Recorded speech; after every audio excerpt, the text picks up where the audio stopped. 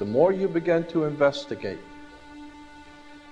what we think we understand, where we came from, what we think we're doing, the more you begin to see we've been lied to.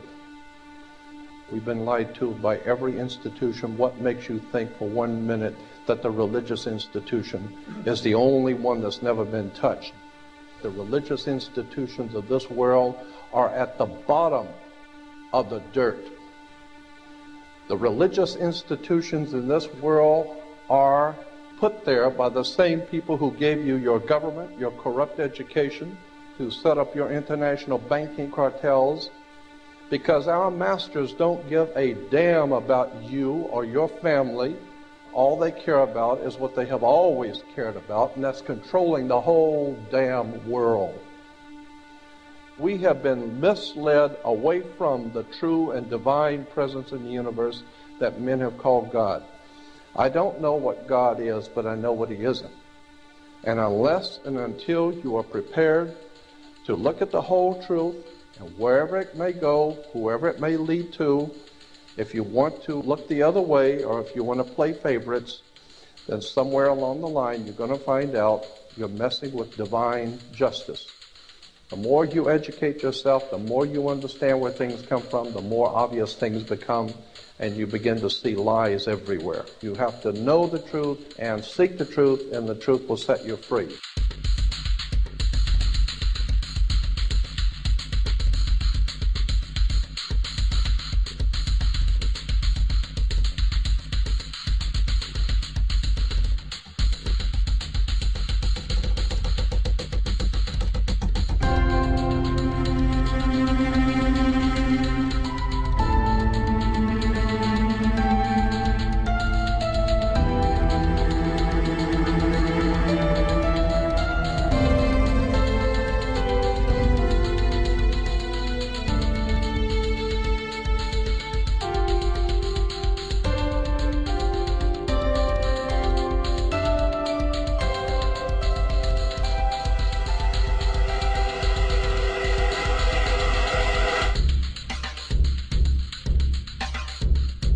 Because I gotta tell you the truth, folks. I gotta tell you the truth. When it comes to bullshit, big time, major league bullshit, you have to stand in awe of the all-time champion of false promises and exaggerated claims, religion. Think about it. Religion has actually convinced people that there's an invisible man living in the sky who watches everything you do every minute of every day. And the invisible man has a special list of 10 things he does not want you to do. And if you do any of these 10 things, he has a special place full of fire and smoke and burning and torture and anguish, where he will send you to live and suffer and burn and choke and scream and cry forever and ever till the end of time. But he loves you.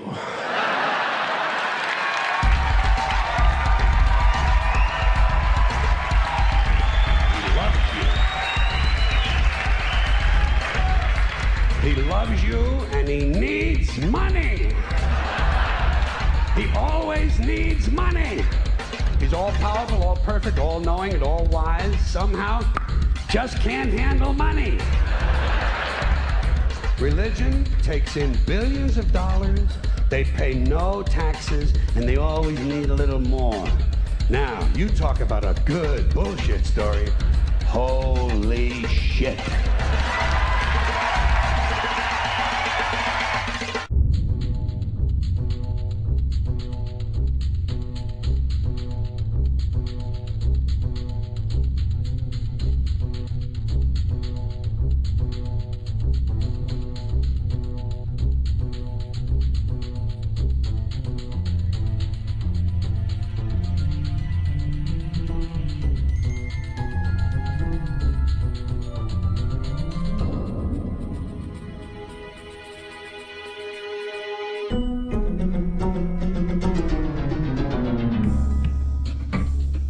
This is the sun. As far back as 10,000 BC, history is abundant with carvings and writings reflecting people's respect and adoration for this object. And it is simple to understand why, as every morning the sun would rise, bringing vision, warmth, and security, saving man from the cold, blind, predator-filled darkness of night. Without it, the cultures understood, the crops would not grow, and life on the planet would not survive. These realities made the sun the most adorned object of all time. Likewise, they were also very aware of the stars. The tracking of the stars allowed them to recognize and anticipate events which occurred over long periods of time, such as eclipses and full moons. They in turn cataloged celestial groups into what we know today as constellations. This is the cross of the zodiac, one of the oldest conceptual images in human history. It reflects the sun as it figuratively passes through the 12 major constellations over the course of a year. It also reflects the 12 months of the year, the 4 seasons, and the solstices and equinoxes. The term zodiac relates to the fact that constellations were anthropomorphized or personified as figures or animals. In other words, the early civilizations did not just follow the sun and stars, they personified them with elaborate myths involving their movements and relationships. The sun, with its life-giving and saving qualities, was personified as a representative of the unseen creator or God, God's Son, the light of the world, the savior of humankind. Likewise, the 12 constellations represented places of travel for God's Son, and were identified by names, usually representing elements of nature that happened during that period of time. For example, Aquarius, the water bearer, who brings the spring rains.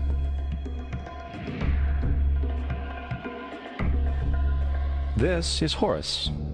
He is the sun god of Egypt of around 3000 BC. He is the sun anthropomorphized, and his life is a series of allegorical myths involving the sun's movement in the sky. From the ancient hieroglyphics in Egypt, we know much about this solar messiah. For instance, Horus, being the sun or the light, had an enemy known as Set, and Set was the personification of the darkness or night.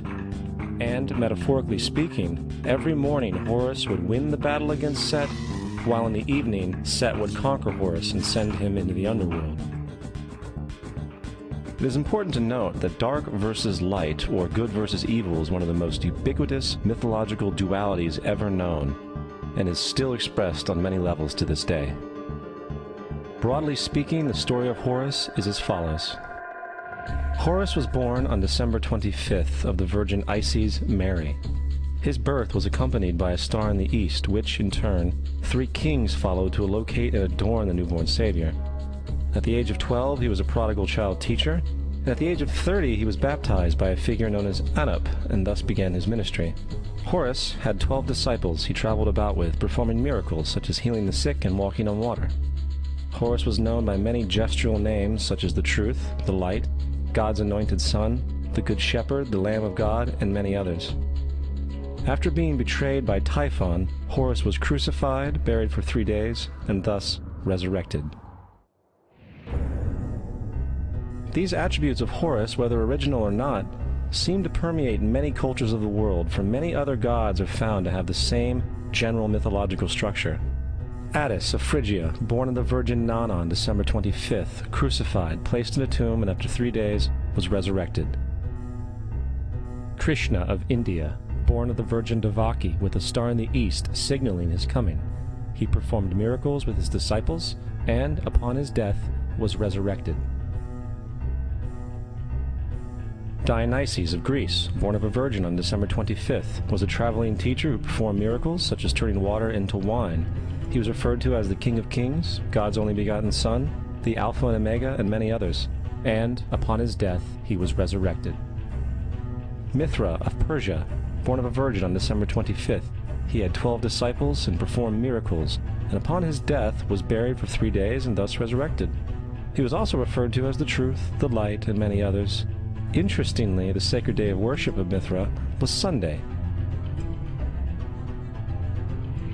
The fact of the matter is, there are numerous saviors from different periods from all over the world which subscribe to these general characteristics. The question remains, why these attributes? Why the virgin birth on December 25th? Why dead for 3 days in the inevitable resurrection? Why 12 disciples or followers? To find out, let's examine the most recent of the solar messiahs. Jesus Christ was born of the Virgin Mary on December 25th in Bethlehem. His birth was announced by a star in the east, which 3 kings or magi followed to locate and adorn the new Savior. He was a child teacher at 12. At the age of 30, he was baptized by John the Baptist, and thus began his ministry. Jesus had 12 disciples, which he traveled about with, performing miracles such as healing the sick, walking on water, raising the dead. He was also known as the King of Kings, the Son of God, the Light of the World, the Alpha and Omega, the Lamb of God, and many, many others. After being betrayed by his disciple Judas and sold for 30 pieces of silver, he was crucified, placed in a tomb, and after 3 days was resurrected and ascended into heaven. First of all, the birth sequence is completely astrological. The star in the east is Sirius, the brightest star in the night sky, which, on December 24th, aligns with the 3 brightest stars in Orion's belt. These 3 bright stars in Orion's belt are called today what they were called in ancient times, the 3 kings. And the 3 kings and the brightest star, Sirius, all point to the place of the sunrise on December 25th.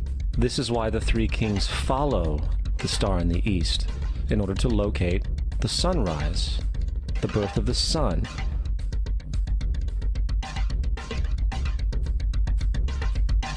The Virgin Mary is the constellation Virgo, also known as Virgo the Virgin. Virgo in Latin means virgin. The ancient glyph for Virgo is the altered M. This is why Mary, along with other virgin mothers, such as Adonis's mother Myra or Buddha's mother Maya, begin with an M. Virgo is also referred to as the house of bread, and the representation of Virgo is a virgin holding a sheaf of wheat. This house of bread and its symbol of wheat represents August and September, the time of harvest. In turn, Bethlehem, in fact, literally translates to house of bread. Bethlehem is thus a reference to the constellation Virgo, a place in the sky, not on earth. There is another very interesting phenomenon that occurs around December 25th, or the winter solstice. From the summer solstice to the winter solstice, the days become shorter and colder. And from the perspective of the northern hemisphere, the sun appears to move south and get smaller and more scarce. The shortening of the days and the expiration of the crops when approaching the winter solstice symbolize the process of death to the ancients. It was the death of the sun.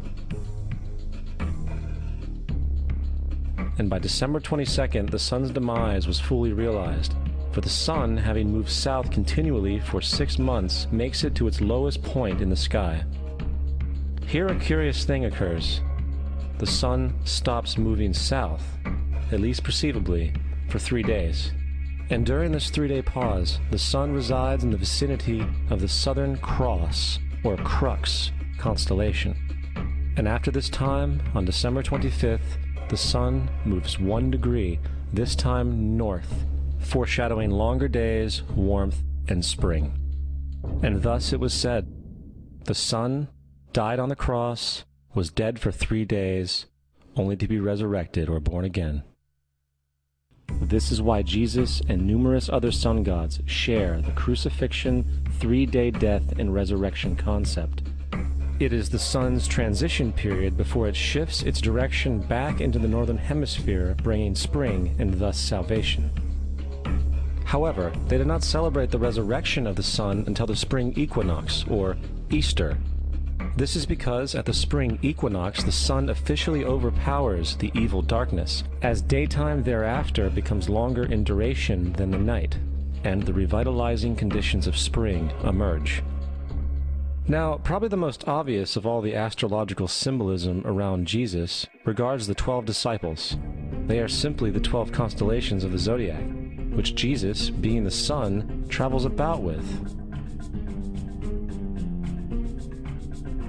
In fact, the number 12 is replete throughout the Bible.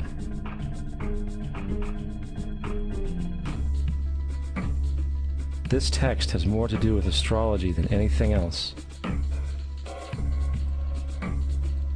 Coming back to the cross of the zodiac, the figurative life of the sun, this was not just an artistic expression or tool to track the sun's movement. It was also a pagan spiritual symbol, the shorthand of which looked like this. This is not a symbol of Christianity. It is a pagan adaptation of the cross of the zodiac.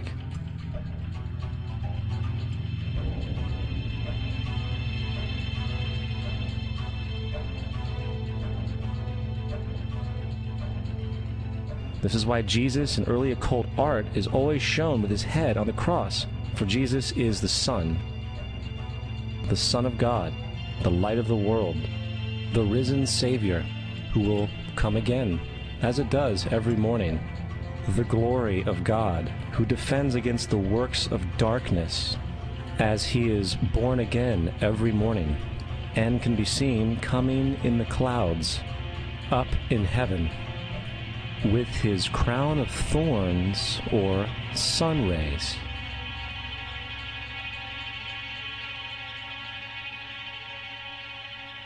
Now, of the many astronomical metaphors in the Bible, one of the most important has to do with the ages. Throughout the scriptures, there are numerous references to the age. In order to understand this, we need to be familiar with a phenomenon known as the precession of the equinoxes. The ancient Egyptians, along with cultures long before them, recognized that approximately every 2150 years, the sunrise on the morning of the spring equinox would occur in a different sign of the zodiac. This has to do with a slow, angular wobble that the Earth maintains as it rotates on its axis. It is called a precession because the constellations go backwards rather than through the normal yearly cycle. The amount of time it takes for the precession to go through all 12 signs is roughly 25,765 years. This is also called the Great Year, and ancient societies were very aware of this, and they referred to each 2150-year period as an age. From 4300 BC to 2150 BC, it was the age of Taurus, the bull. From 2150 BC to 1 AD, it was the age of Aries, the ram. And from 1 AD to 2150 AD, it is the age of Pisces, the age we are still in to this day. And in and around 2150, we will enter the new age, the age of Aquarius. Now, the Bible reflects, broadly speaking, a symbolic movement through 3 ages while foreshadowing a 4th. In the Old Testament, when Moses comes down Mount Sinai with the 10 Commandments, he is very upset to see his people worshiping a golden bull calf. In fact, he shattered the stone tablets and instructed his people to kill each other in order to purify themselves. Most biblical scholars will attribute this anger to the fact that the Israelites were worshiping a false idol or something to that effect. The reality is, the golden bull is Taurus the bull, and Moses represents the new age of Aries the ram. This is why Jews even today still blow the ram's horn. Moses represents the new age of Aries, and upon the new age, everyone must shed the old age. Other deities mark these transitions as well, such as Mithra, a pre-Christian god who kills the bull in the same symbology. Now Jesus is the figure who ushers in the age following Aries, the age of Pisces, or the 2 fish.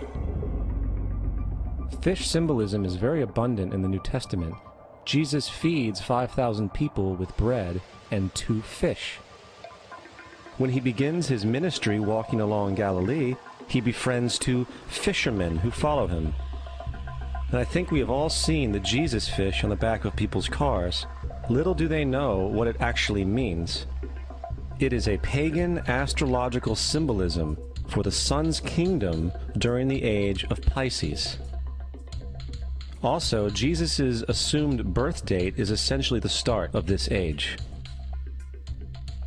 At Luke 22:10, when Jesus is asked by his disciples where the next Passover will be after he is gone, Jesus replies, "Behold, when ye are entered into the city, there shall a man meet you, bearing a pitcher of water.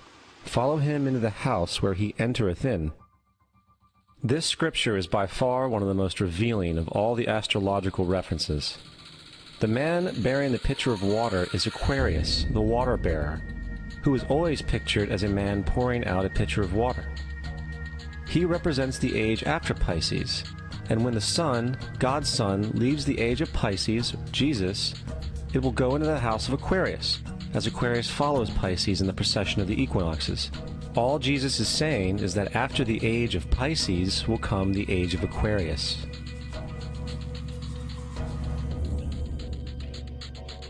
Now, we have all heard about the end times and the end of the world. The cartoonish depictions in the book of Revelation aside, the main source of this idea comes from Matthew 28:20, where Jesus says, "I will be with you even to the end of the world." However, in the King James Version, world is a mistranslation, among many mistranslations. The actual word being used is eon, which means age. I will be with you even to the end of the age, which is true, as Jesus' solar Piscean personification will end when the sun enters the age of Aquarius. The entire concept of end times and the end of the world is a misinterpreted astrological allegory. Let's tell that to the approximately 100 million people in America who believe the end of the world is coming. Furthermore, the character of Jesus being a literary and astrological hybrid is most explicitly a plagiarization of the Egyptian sun god Horus.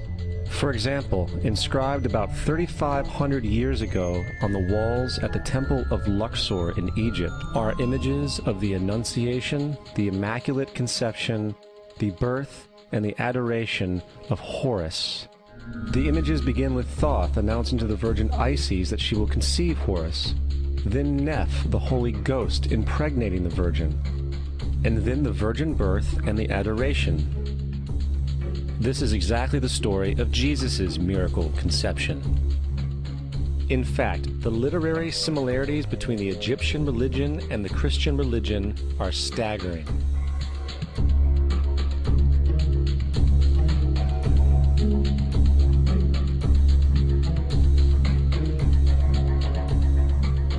And the plagiarism is continuous. The story of Noah and Noah's Ark is taken directly from tradition. The concept of the Great Flood is ubiquitous throughout the ancient world, with over 200 cited claims in different periods and times. However, one need look no further for a pre-Christian source than the Epic of Gilgamesh, written in 2600 BC. This story talks of a great flood commanded by God, an ark with saved animals upon it, and even the release and return of a dove, all held in common with the biblical story, among many other similarities. And then there is the plagiarized story of Moses. Upon Moses' birth, it is said that he was placed in a reed basket and set adrift in a river in order to avoid infanticide. He was later rescued by a daughter of royalty and raised by her as a prince. This baby in a basket story was lifted directly from the myth of Sargon of Akkad of around 2250 BC. Sargon was born, placed in a reed basket in order to avoid infanticide, and set adrift in a river. He was in turn rescued and raised by Aki, a royal midwife. Furthermore, Moses is known as the lawgiver, the giver of the Ten Commandments, the Mosaic Law. However, the idea of a law being passed from God to a prophet up on a mountain is also a very old motif. Moses is just another lawgiver in a long line of lawgivers in mythological history. In India, Manu was the great lawgiver. In Crete, Minos ascended Mount Dicta, where Zeus gave him the sacred laws, while in Egypt there was Meses, who carried stone tablets and upon them the laws of God were written. Manu, Minos, Meses, Moses. And as far as the Ten Commandments, they are taken outright from spell 125 in the Egyptian Book of the Dead. What the Book of the Dead phrased, "I have not stolen," became "thou shalt not steal." "I have not killed," became "thou shalt not kill." "I have not told lies," became "thou shalt not bear false witness," and so forth. In fact, the Egyptian religion is likely the primary foundational basis for the Judeo-Christian theology. Baptism, afterlife, final judgment, virgin birth, death and resurrection, crucifixion, the Ark of the Covenant, circumcision, saviors, Holy Communion, Great Flood, Easter, Christmas, Passover, and many, many more are all attributes of Egyptian ideas long predating Christianity and Judaism. Justin Martyr, one of the first Christian historians and defenders, wrote, "When we say that he, Jesus Christ, our teacher, was produced without sexual union, was crucified and died and rose again and ascended into heaven, we propound nothing different from what you believe regarding those who you esteem sons of Jupiter. In a different writing, Justin Martyr said, "He was born of a virgin, except this in common with what you believe of Perseus." It's obvious that Justin and other early Christians knew how similar Christianity was to the pagan religions. However, Justin had a solution. As far as he was concerned, the devil did it. The devil had the foresight to come before Christ and create his characteristics in the pagan world. Fundamentalist Christianity, fascinating. These people actually believe the world is 12,000 years old. Swear to God.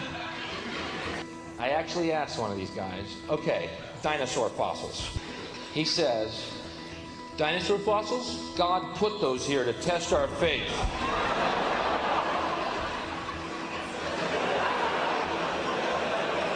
I think God put you here to test my faith, dude.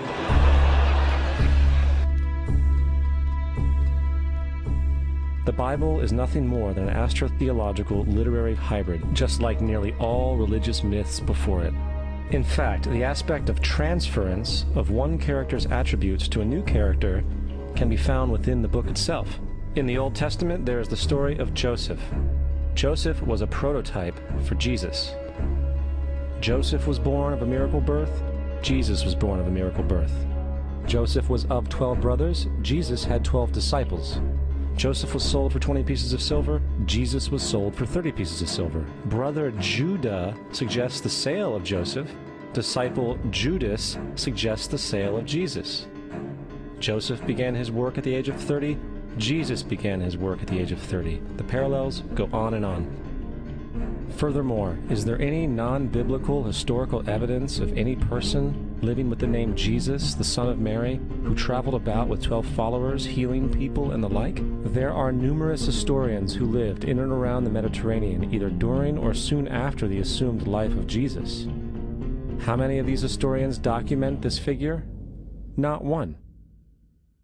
However, to be fair, that doesn't mean defenders of the historical Jesus haven't claimed the contrary. 4 historians are typically referenced to justify Jesus' existence. Pliny the Younger, Suetonius, and Tacitus are the first 3. Each one of their entries consists of only a few sentences at best, and only refer to Christus or the Christ, which in fact is not a name but a title. It means the Anointed One. The 4th source is Josephus, and this source has been proven to be a forgery for hundreds of years. Sadly, it is still cited as truth. You would think that a guy who rose from the dead and ascended into heaven for all eyes to see and performed the wealth of miracles acclaimed to him would have made it into the historical record. It didn't, because once the evidence is weighed, there are very high odds that the figure known as Jesus did not even exist.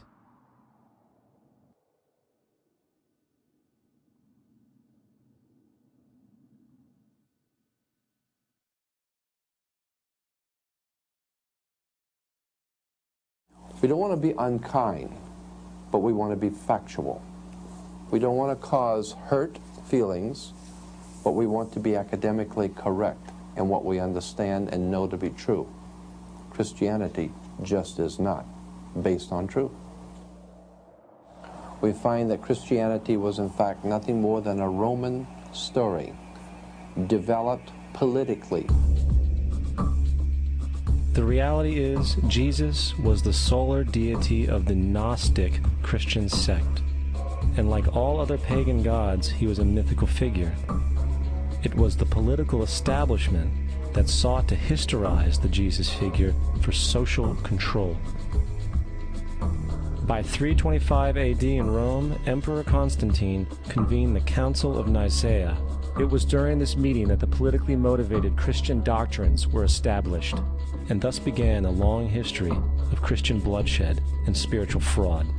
And for the next 1600 years, the Vatican maintained a political stranglehold on all of Europe, leading to such joyous periods as the Dark Ages, along with enlightening events such as the Crusades and the Inquisition.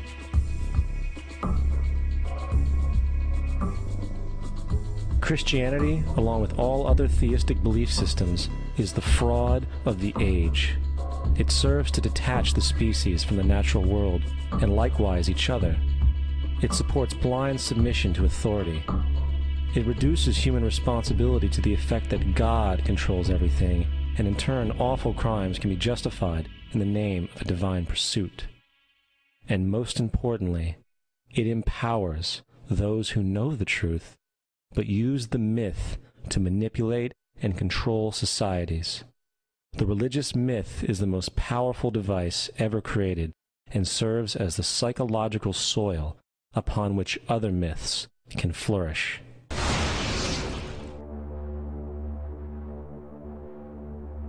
A myth is an idea that, while widely believed, is false. In a deeper sense, in the religious sense, a myth serves as an orienting and mobilizing story for a people. The focus is not on the story's relation to reality, but on its function. A story cannot function unless it is believed to be true in the community or the nation. It is not a matter of debate. If some people have the bad taste to raise the question of the truth of the sacred story, the keepers of the faith do not enter into debate with them. They ignore them or denounce them as blasphemers. It is wrong, blasphemous, and sinful for you to suggest, imply, or help other people come to the conclusion that the U.S. government killed 3,000 of its own citizens.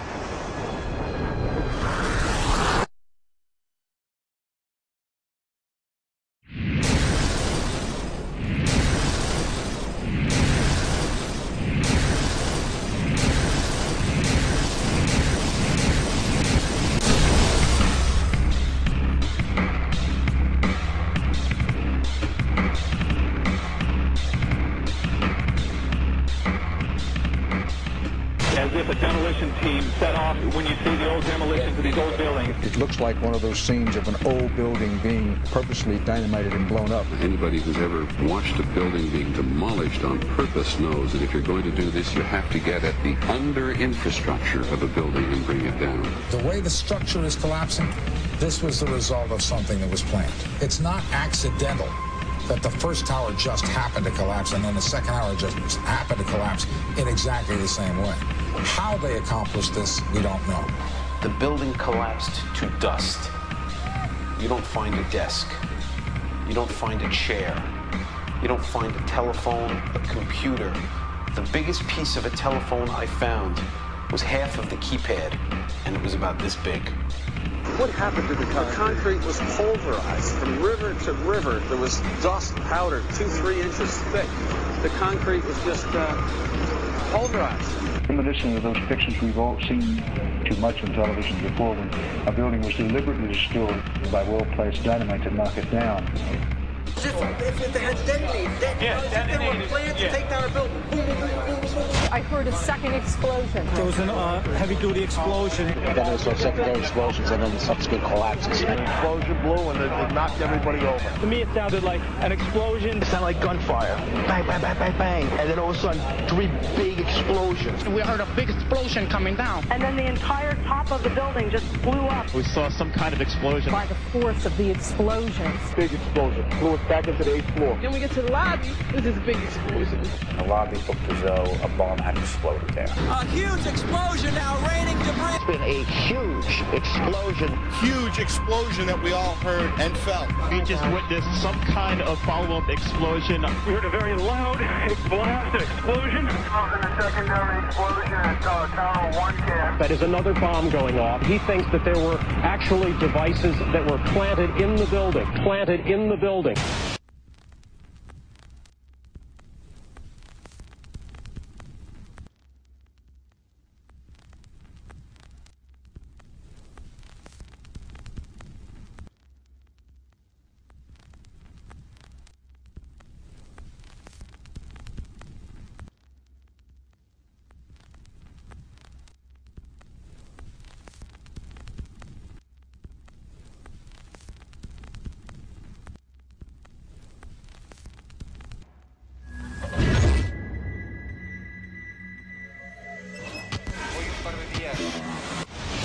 I don't think anybody could have predicted that they would try to use an airplane as a missile, a hijacked airplane as a missile. Nobody in our government, at least, and I don't think the prior government that could envision flying airplanes into buildings. No specific threat involving really domestic operation or involving what happened, obviously, the city's airliner and so. There were no warning signs that I'm aware of. USA Today reports that in the 2 years before the attacks on September the 11th, NORAD conducted exercises using hijacked airliners as weapons. And one target was the World Trade Center.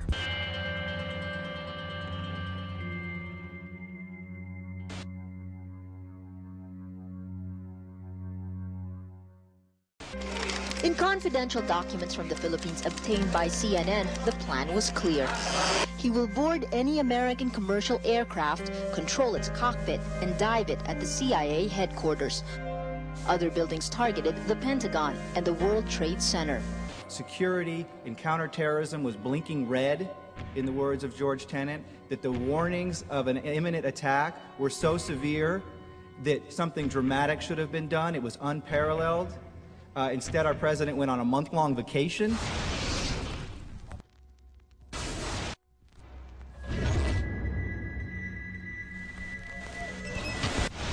The head of Pakistani intelligence at the ISI, Mahmoud Ahmed, requested Omar Sheikh to wire $100,000 to Mohammed Atta, who was the lead hijacker.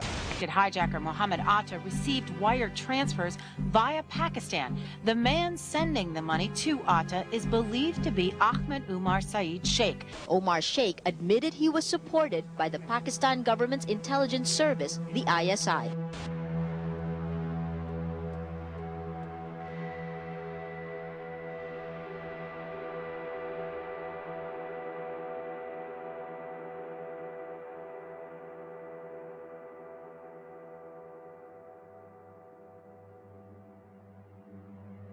Although we are told that 4 or 5 of the alleged hijackers were on each of the flights.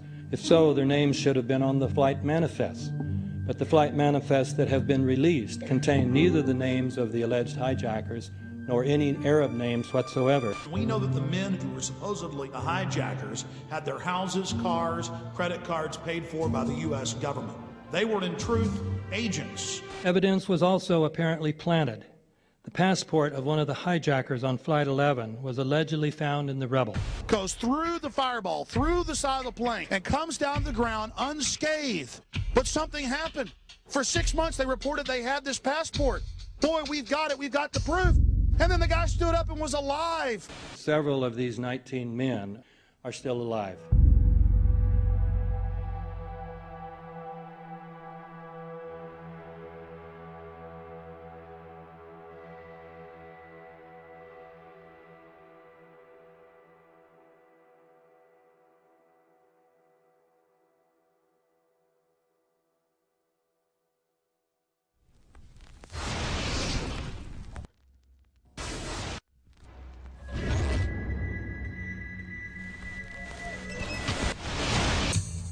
Of course we're after Saddam Hussein, bin Laden. He's January 2001, the Bush administration orders the FBI and intelligence agencies to back off investigations involving the bin Laden family, including 2 of Osama bin Laden's relatives, who were living, guess where, in Falls Church, Virginia, right next to CIA headquarters. When he was already America's most wanted criminal, he reportedly spent 2 weeks in the American hospital in Dubai, was treated by an American doctor, and visited by the local CIA agent.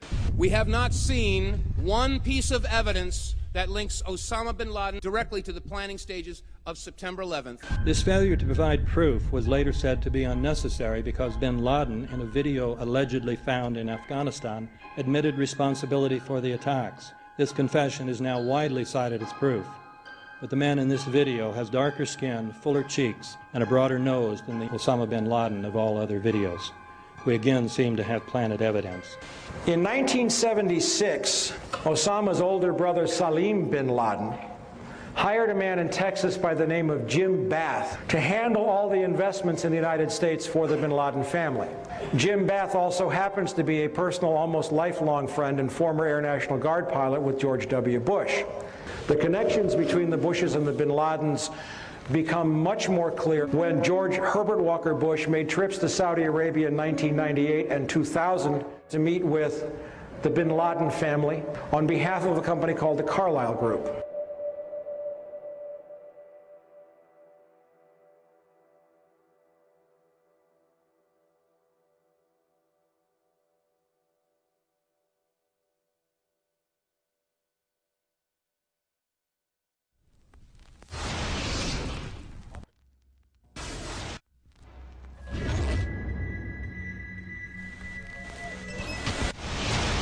How could anyone fly a 60-ton, 125-foot wide, 44-foot tall plane through this obstacle course? The aircraft, before striking the Pentagon, reportedly executed a 270-degree downward spiral, and yet Hani Hanjour was known as a terrible pilot who could not safely fly even a small plane.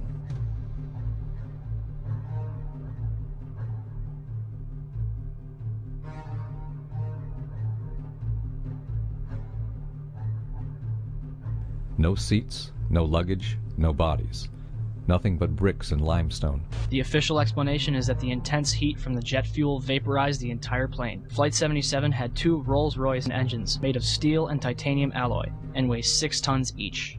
It is scientifically impossible that 12 tons of steel and titanium was vaporized by jet fuel. We're also told that the bodies were able to be identified either by their fingerprints or by the DNA. So what kind of fire can vaporize aluminum and tempered steel and yet leave human bodies intact? From my close-up inspection, there's no evidence of a plane having crashed anywhere near the Pentagon. And as I said, the only pieces left that you can see are small enough that you could pick up in your hand. Shortly after the strike, government agents picked up debris and carried it off. The entire lawn was covered with dirt and gravel, so that any remaining forensic evidence was literally covered up. The videos from security cameras, which would show what really hit the Pentagon, were immediately confiscated by agents of the FBI, and the Department of Justice has to this day refused to release them. If these videos would prove that the Pentagon was really hit by a 757, most of us would assume the government would release them.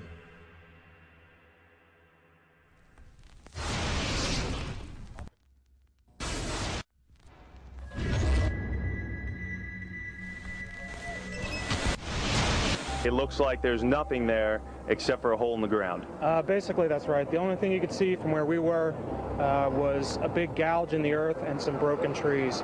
We could see some people walking around in the area, but from where we could see, there wasn't much left. Any large pieces of debris at all? No, there was nothing that you could distinguish that a plane had crashed there.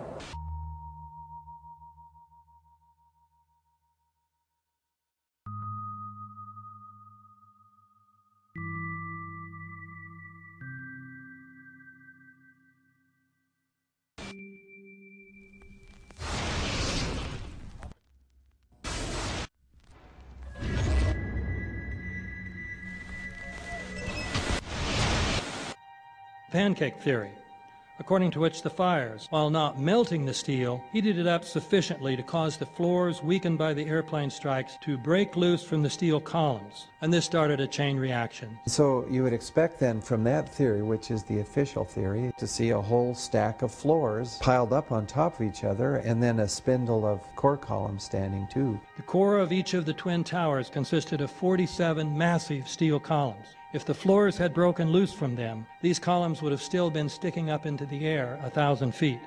The plane did not cut all those core columns. We designed the buildings to take the impact of the Boeing 707 hitting the building at any location. The building probably could sustain multiple impacts of jetliners. That the plane flew straight into the building. Through him, right.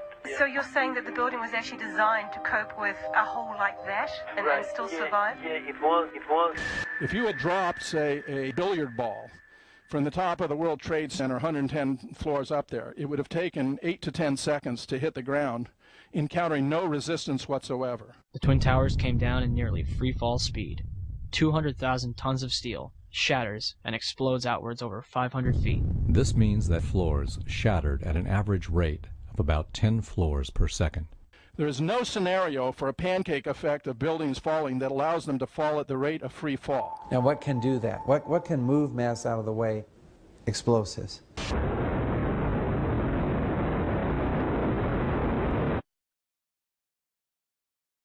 "47 huge steel columns going up the core. They're interconnected.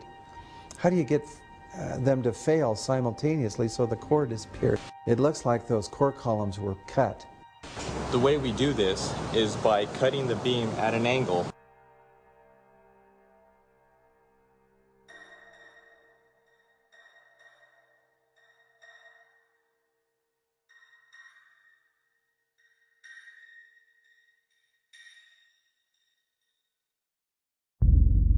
I started looking at the molten metal. All three buildings, both towers in the rubble, in the basement areas, and Building 7, there's these pools of molten metal.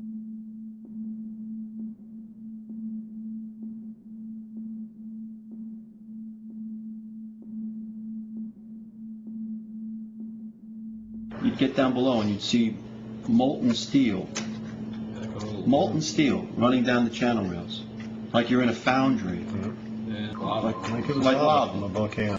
The molten steel was found 3, 4, and 5 weeks later, when the rubble was being removed. He said that molten steel was also found underneath World Trade Center 7. So I'm looking through the official reports. What do they say about the molten metal?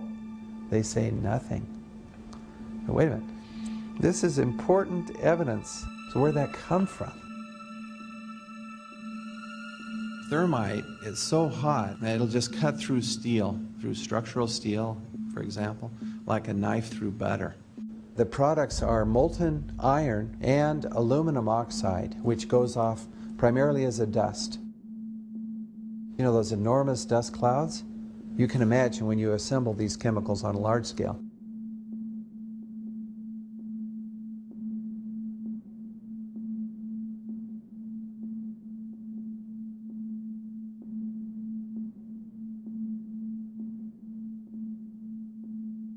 Molten metal pools under both towers after they collapsed, and Building 7. Now, Building 7 wasn't even hit by a jet.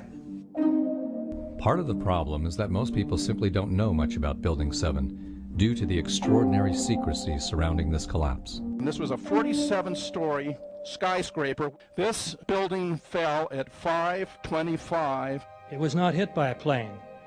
This building had fires on only 2 or 3 floors. And it was brought down by what we know was a controlled demolition. Demolitions, they look just like that. You know, a kink in the middle, and then that building just comes straight down, almost at free fall speed. They first blow one of the central columns so the building falls in on itself. Building 7 had a classic crimp or wedge. Its central column was blown out first, so it didn't structurally damage buildings just a few feet away from it.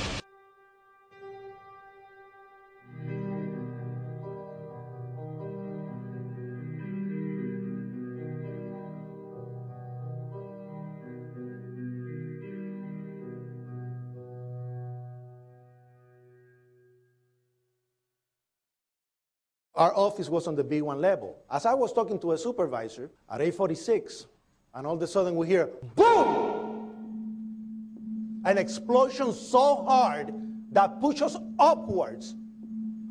And it came from the basement between the B2 level and the B3 level.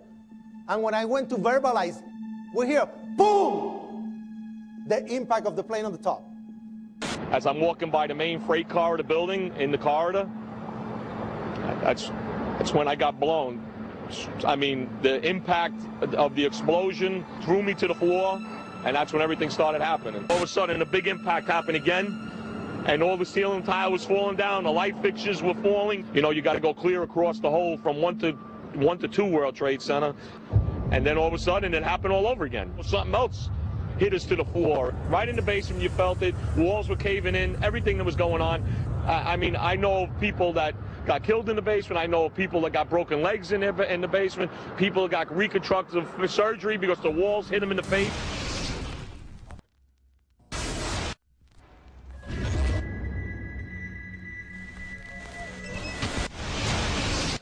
According to standard operating procedure, if an FAA flight controller notices anything that suggests a possible hijacking, the controller is to contact a superior. If the problem cannot be fixed within about a minute, the superior is to ask NORAD, the North American Aerospace Command, to send up or scramble jet fighters to find out what is going on. NORAD then issues the scramble order to the nearest Air Force base with fighters on alert. But although interceptions usually occur within 10 or so minutes, in this case, 80 or so minutes had elapsed before fighters were even airborne. It's a mind-bending anomaly. Not a single U.S. Air Force interceptor turns a wheel until it's too late. There are no jets at all. What if they were so confused and had been so deliberately confused that they couldn't respond? The reason that they didn't know where to go was because a number of conflicting and overlapping war game exercises were taking place. It involved the insertion of false radar blips onto radar screens in the Northeast Air Defense Sector. Center Team U, we have a problem here. We have a hijacked aircraft headed towards New York. We need someone to scramble some F-16s or something up there to help us out. Is this real world or exercise? Is this real world or exercise? There was another exercise, Vigilant Warrior, which was, in fact, according to a NORAD source, a live-fly hijack drill being conducted at the same time. With only 8 available fighter aircraft, and they have to be dispatched in pairs, they were dealing with as many as 22 possible hijacks on the day of 9/11, and they couldn't separate the war game exercises from the actual hijacks.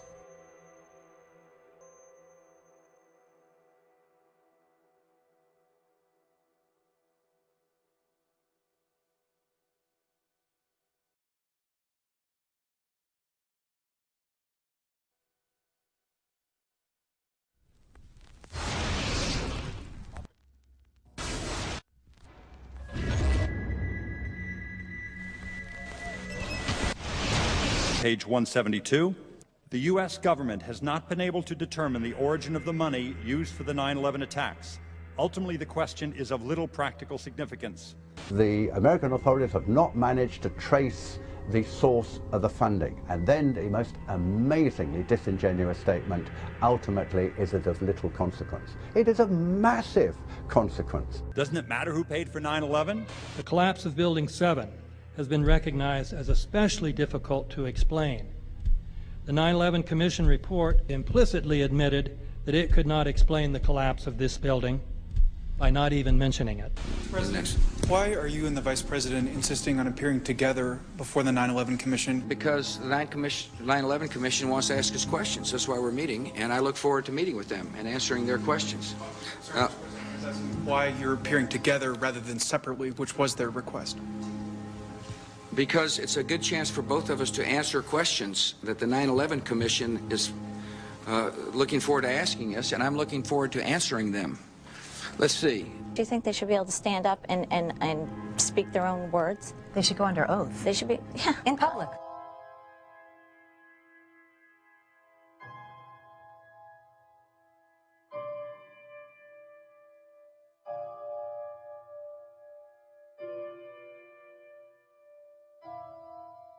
Don't you think that the families deserve to have a transcript or to be able to see what you Adam, said? you asked me that question yesterday.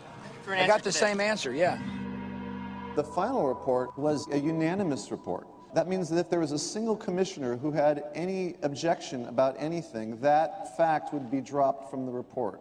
We have found out that he not only served on the transition team of the Bush administration, that he was a person who wrote a draft memo for the setup of the Bush administration's National Security Council, that he was an individual who wrote the preemptive war strategy that was eventually used for the war in Iraq, that he is a close friend of Condoleezza Rice's. We want him to resign. There is literally nothing in the 9/11 report that the Bush administration did not approve of.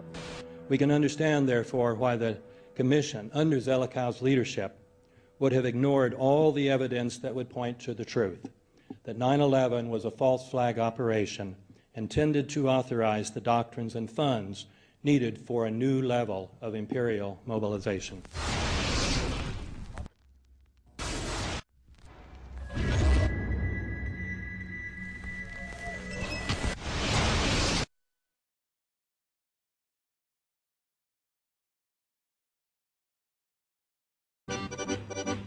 armed with knives, armed with chemical, biological, nuclear weapons. Fanatics, terrorists, September 11th. September 11th, killers, September 11th, terrorists. Terrorists of Al-Qaeda, terrorists, nuclear weapons, terrorists. 9/11, terror, terrorist, evil. September 11th, September 11th, the terrorists, war and danger. September 11th, terrorism, global terrorism, terrorism, terrorists, terrorists, terrorists, terrorists, terrorists, the terror, terrorists, terrorist, terrorism. September 11th, global terrorism, terrorist, terror, terrorism. September 11th, world terrorism, terrorist, terrorism. September 11th, global terrorism. September the 11th, terror, terrorist, terror, terror, terror. Weapons of mass destruction. September the 11th, September the 11th, terrorists, the evil terrorists, terrorists, terrorists, no.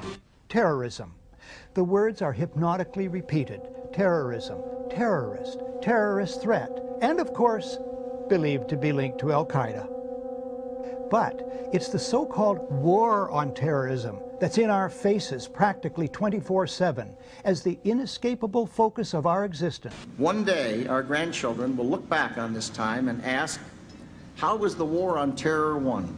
The entire U.S. ruling class, ruling elite, comes to see terrorism as the preferred means, indeed the only means, to provide social cohesion, to provide an enemy image for the society to keep it together. According to neocon theory from Carl Schmitt, you have to have an enemy image in order to have a society. It's a very dangerous thing because now it means that the entire social order, the political parties, intellectual life, politics in general, all based on a monstrous myth. Monstrous myth.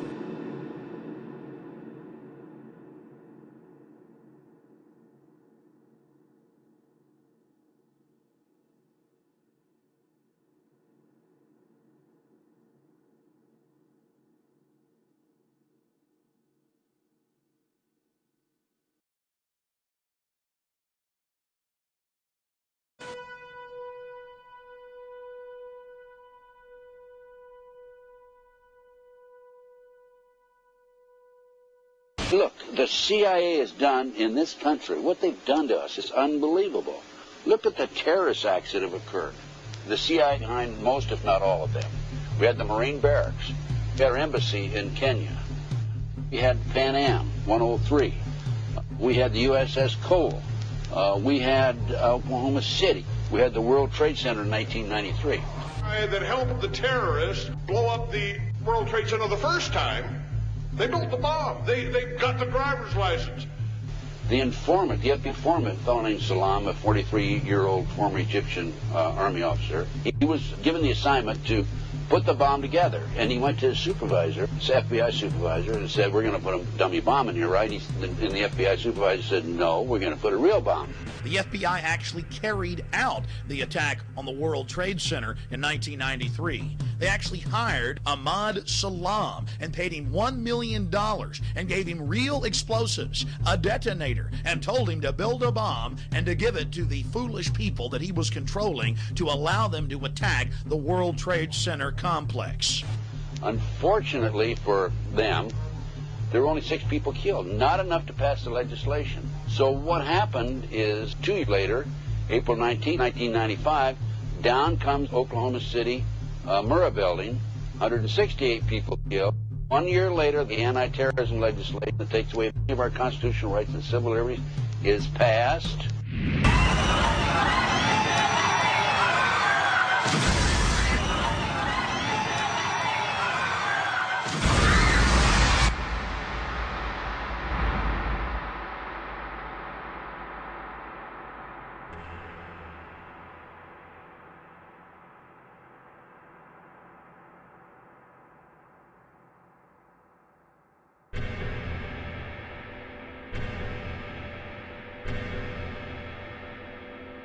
Because at 9:30 this morning, we were actually running an exercise for over a company of 1,000 people in London, based on simultaneous bombs going off precisely at the railway stations that happened this morning.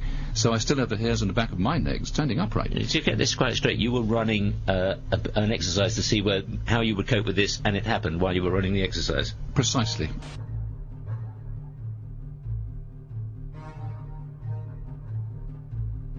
Supposed to believe is some kind of coincidence, there was also an anti-terrorist drill going on 7/7.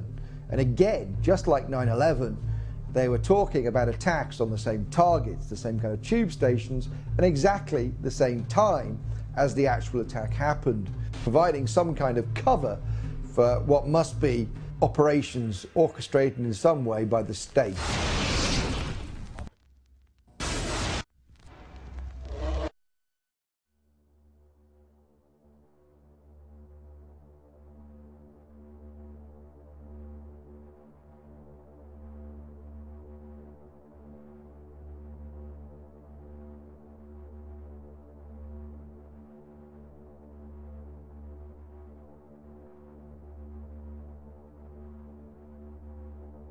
I am absolutely appalled at how much people in this country do not think.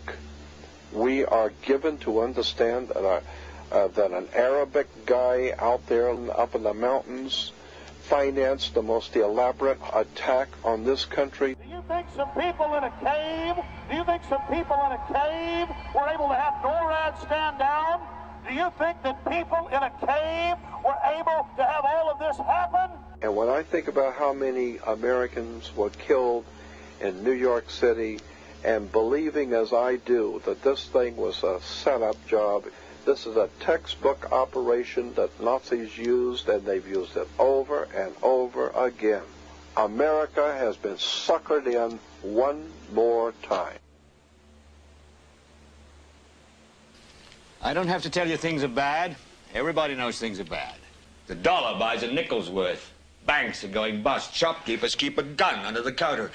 Punks are running wild in the street, and there's nobody anywhere who seems to know what to do, and there's no end to it. We know the air is unfit to breathe, and our food is unfit to eat. We sit watching our TVs while some local newscaster tells us that today we had 15 homicides and 63 violent crimes, as if that's the way it's supposed to be. We know things are bad, worse than bad. They're crazy. It's like everything everywhere is going crazy, so we don't go out anymore. We sit in the house, and slowly the world we're living in is getting smaller, and all we say is, please, at least leave us alone in our living rooms. Let me have my toaster and my TV and my steel-belted radios, and I won't say anything. Just leave us alone. Well, I'm not going to leave you alone. I want you to get mad. I don't want you to protest. I don't want you to riot. I don't want you to write to your congressman because I wouldn't know what to tell you to write. I don't know what to do about the depression and the inflation and the Russians and the crime in the street. All I know is that first, you've got to get mad. You've got to say, I'm a human being. God damn it. My life has value.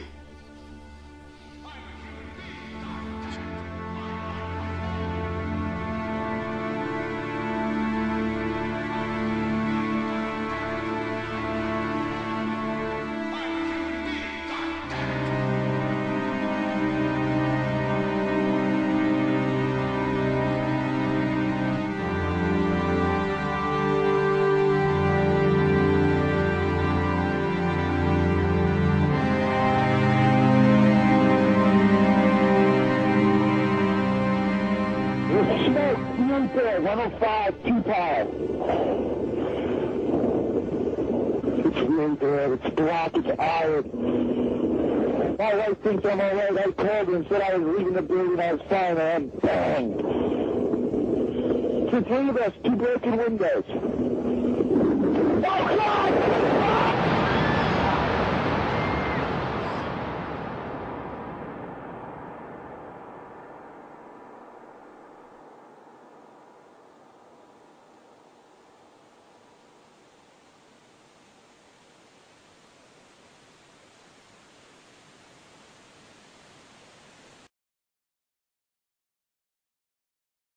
Ladies and gentlemen, the very word secrecy is repugnant in a free and open society, and we are, as a people, inherently and historically opposed to secret societies, to secret oaths, and to secret proceedings.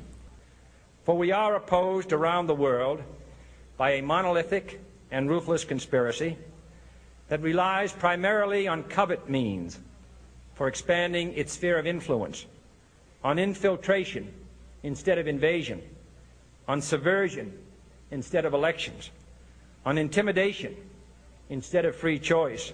It is a system which has conscripted vast human and material resources into the building of a tightly knit, highly efficient machine that combines military, diplomatic, intelligence, economic, scientific, and political operations.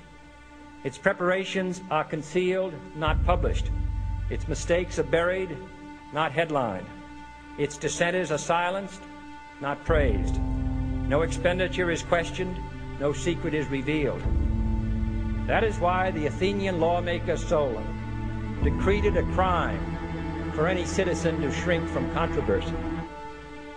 I am asking your help in the tremendous task of informing and alerting the American people, confident that with your help, man will be what he was born to be, free and independent.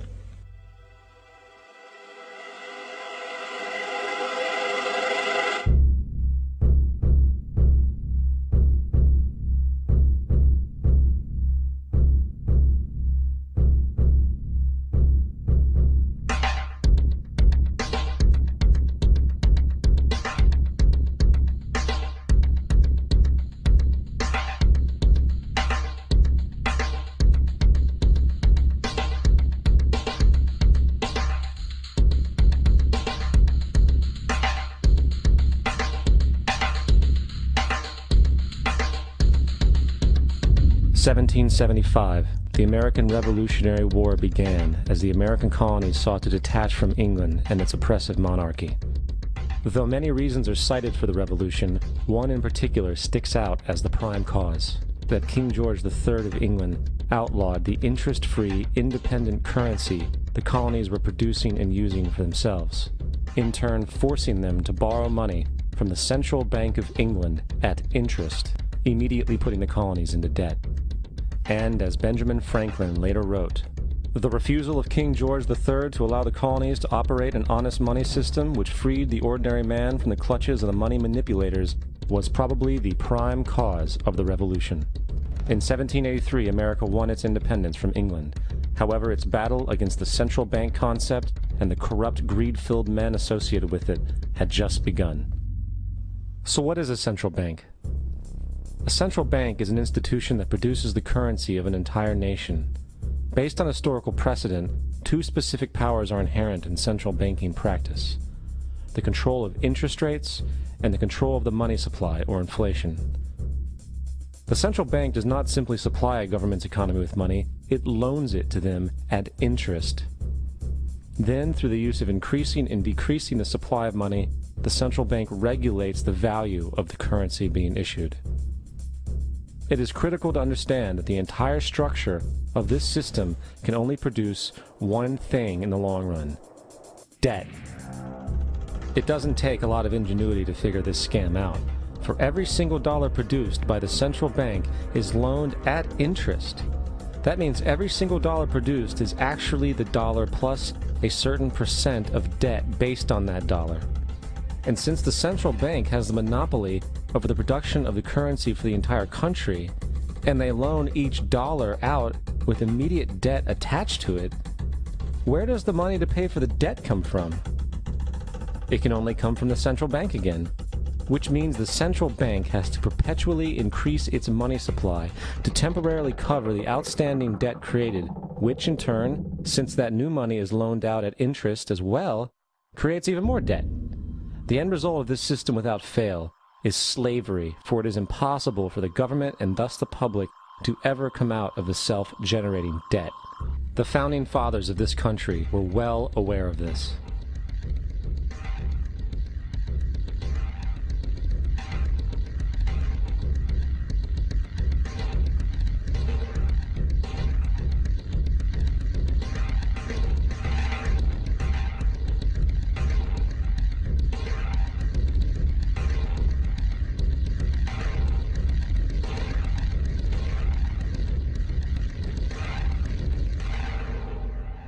By the early 20th century, the U.S. had already implemented and removed a few central banking systems, which were swindled into place by ruthless banking interests.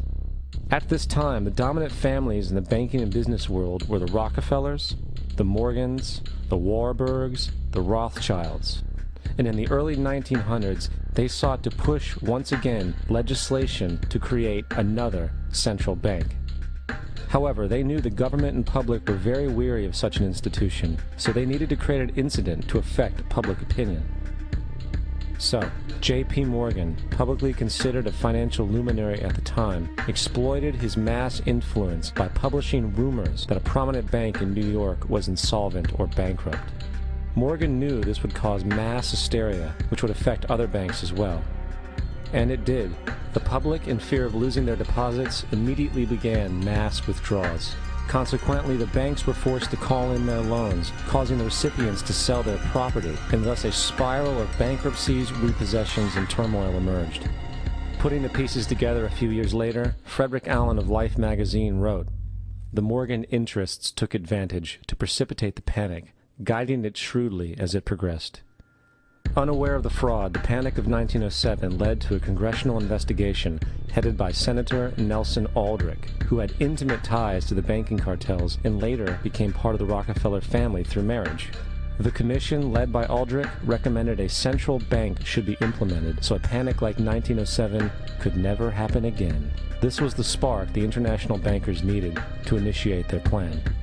In 1910, a secret meeting was held at a J.P. Morgan estate on Jekyll Island off the coast of Georgia. It was there that the central banking bill called the Federal Reserve Act was written.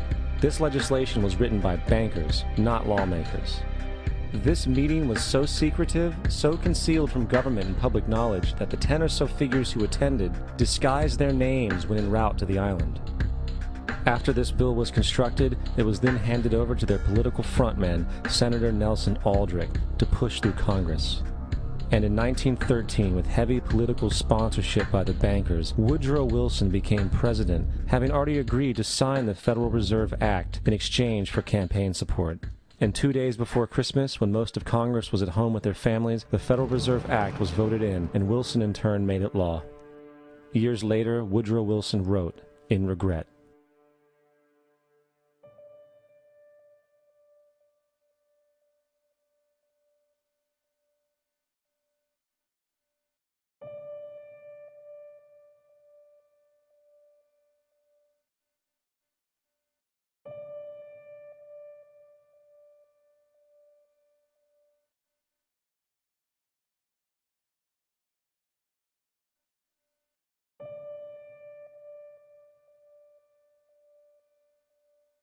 Congressman Louis McFadden also expressed the truth after the passage of the bill. A world banking system was being set up here, a superstate controlled by international bankers, acting together to enslave the world for their own pleasure. The Fed has usurped the government. Now, the public was told that the Federal Reserve System was an economic stabilizer, and inflation and economic crises were a thing of the past. Well, as history has shown, nothing is further from the truth. The fact is, the international bankers now had a streamlined machine to expand their personal ambitions. It's alive! It's alive! It's alive! For example, from 1914 to 1919, the Fed increased the money supply by nearly 100%, resulting in extensive loans to small banks and the public. Then, in 1920, the Fed called in mass percentages of the outstanding money supply, thus resulting in the supporting banks having to call in huge numbers of loans, and, just like 1907, bank runs, bankruptcy, and collapse occurred. Over 5,400 competitive banks outside of the Federal Reserve System collapsed, further consolidating the monopoly of a small group of international bankers. Privy to this crime, Congressman Lindbergh stepped up and said in 1921, "Under the Federal Reserve Act, panics are scientifically created. The present panic is the first scientifically created one, worked out as we figure a mathematical equation." However, the panic of 1920 was just a warm-up. From 1921 to 1929, the Fed again increased the money supply, resulting once again in extensive loans to the public and banks. There was also a fairly new type of loan called a margin loan in the stock market. Very simply, the margin loan allowed an investor to put down only 10% of a stock's price, with the other 90% being loaned through the broker. In other words, a person could own $1,000 worth of stock with only $100 down. This method was very popular in the roaring 1920s, as everyone seemed to be making money in the market. However, there was a catch to this loan. It could be called in at any time and had to be paid within 24 hours. This is termed a margin call, and the typical result of a margin call is the selling of the stock purchased with the loan. So, a few months before October in 1929, J.D. Rockefeller, Bernard Baruch, and other insiders quietly exited the market. And on October 24th, 1929, the New York financiers who furnished the margin loans started calling them in masse. This sparked an instantaneous, massive sell-off in the market, for everyone had to cover the margin loans. It then triggered mass bank runs for the same reason, in turn collapsing over 16,000 banks, enabling the conspiring international bankers to not only buy up rival banks at a discount, but to also buy up whole corporations at pennies on the dollar. It was the greatest robbery in American history. But that didn't stop there. Rather than expanding the money supply in order to recover from this economic collapse, the Fed actually contracted it, fueling one of the largest depressions in history. Once again outraged, Congressman Louis McFadden, a longtime opponent of the banking cartels, began bringing impeachment proceedings against the Federal Reserve Board, saying of the crash and depression, it was a carefully contrived occurrence. International bankers sought to bring about a condition of despair so that they might emerge the rulers of us all. Not surprisingly, and after 2 previous assassination attempts, McFadden was poisoned at a banquet before he could push for the impeachment.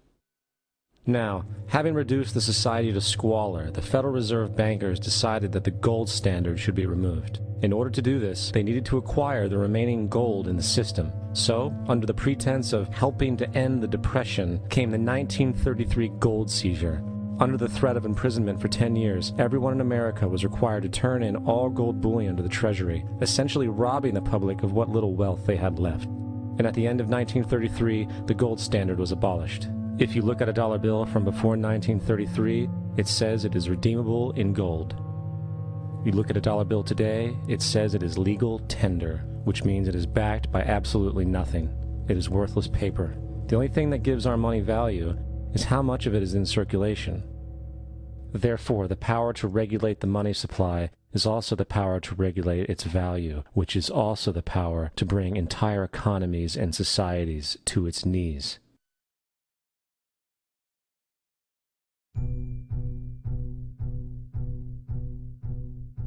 It's important to clearly understand, the Federal Reserve is a private corporation. It is about as Federal Express. It makes its own policies and is under virtually no regulation by the U.S. government. It is a private bank that loans all the currency at interest to the government, completely consistent with the fraudulent central banking model that the country sought to escape from when it declared independence in the American Revolutionary War. Now, going back to 1913, the Federal Reserve Act was not the only unconstitutional bill pushed through Congress. They also pushed the federal income tax. It's worthwhile to point out that the American public's ignorance towards the federal income tax is a testament to how dumbed down and oblivious the American population really is. First of all, the federal income tax is completely unconstitutional, as it is a direct, unapportioned tax. All direct taxes have to be apportioned to be legal based on the Constitution. Secondly, the required number of states in order to ratify the amendment to allow the income tax was never met, and this has even been cited in modern court cases.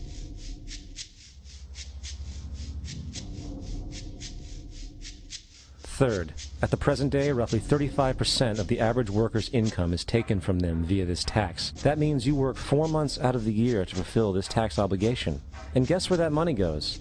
It goes to pay the interest on the currency being produced by the fraudulent Federal Reserve Bank, a system that does not have to exist at all. The money you make working 4 months out of the year goes almost literally into the pockets of the international bankers who own the private Federal Reserve Bank. And fourth, even with the fraudulent government claim as to the legality of the income tax, there is literally no statute, no law in existence that requires you to pay this tax, period. I really expected that, of course there's a law that you can point to in the law book, the code, that requires you to file a tax return. Of course there is. I was at that point where I couldn't find the statute that clearly made a person liable. At least not me and most people I know, and I had no choice in my mind except to resign. Based on the research that I did throughout the year 2000 and that I'm still doing, I have not found that law. I've asked Congress, we've asked a lot of people in the IRS commissioners, helpers. They can't answer, because if they answer, the American people are going to know that this whole thing is a fraud. I haven't filed an federal income tax return since I left. I have not filed a tax return since 1999. the income tax is nothing less than the enslavement of the entire country. Now, the control of the economy and the perpetual robbery of wealth is only one side of the Rubik's Cube the bankers hold in their hands. The next tool for profit and control is war. Since the inception of the Federal Reserve in 1913, a number of large and small wars have commenced. The three most pronounced were World War I, World War II, and Vietnam. World War I. In 1914, European wars broke out centered around England and Germany. The American public wanted nothing to do with the war. In turn, President Woodrow Wilson publicly declared neutrality. However, under the surface, the U.S. administration was looking for any excuse it could find to enter it. In a noted observation by Secretary of State William Jennings, the large banking interests were deeply interested in the World War because of the wide opportunities for large profits. It's important to understand that the most lucrative thing that can happen for the international bankers is war, for it forces the country to borrow even more money from the Federal Reserve Bank at interest. Woodrow Wilson's top advisor and mentor was Colonel Edward House, a man with intimate connections with the international bankers who wanted in the war. In a documented conversation between Colonel House, Wilson's advisor, and Sir Edward Grey, the Foreign Secretary of England, regarding how to get America into the war, Grey inquired, "What will Americans do if Germans sink an ocean liner with American passengers on board?" House responded, "I believe that a flame of indignation would sweep the United States, and that by itself would be sufficient to carry us into war." So, on May 7, 1915, on essentially the suggestion of Sir Edward Grey, a ship called the Lusitania was deliberately sent into German-controlled waters, where German military vessels were known to be. And, as expected, German U-boats torpedoed the ship, exploding stored ammunition, killing 1,200 people. To further understand the deliberate nature of this setup, the German embassy actually put advertisements in the New York Times telling people that if they boarded the Lusitania, they did so at their own risk, as such a ship sailing from America to England through the war zone would be liable to destruction.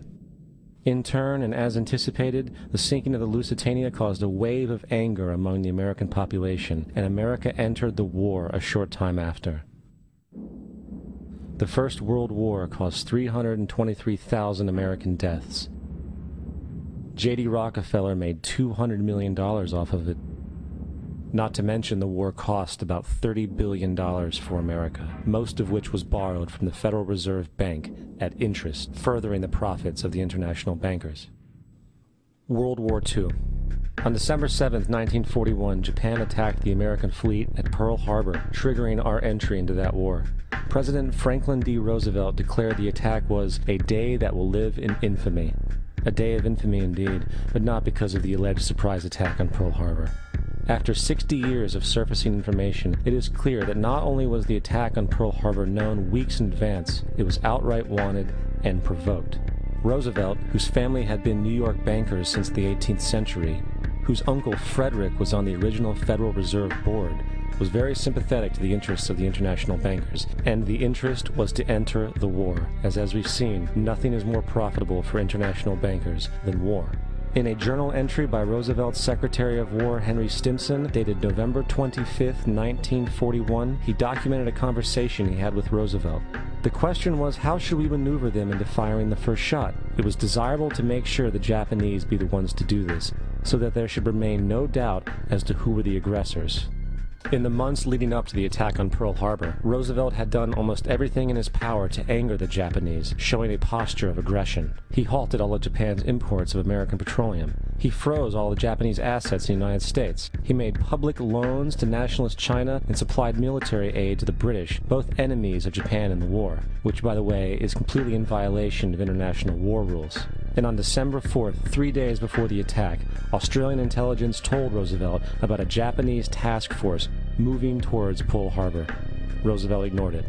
So, as hoped and allowed, on December 7th, 1941, Japan attacked Pearl Harbor, killing 2,400 soldiers. Before Pearl Harbor, 83% of the American public wanted nothing to do with the war. After Pearl Harbor, 1 million men volunteered for the war.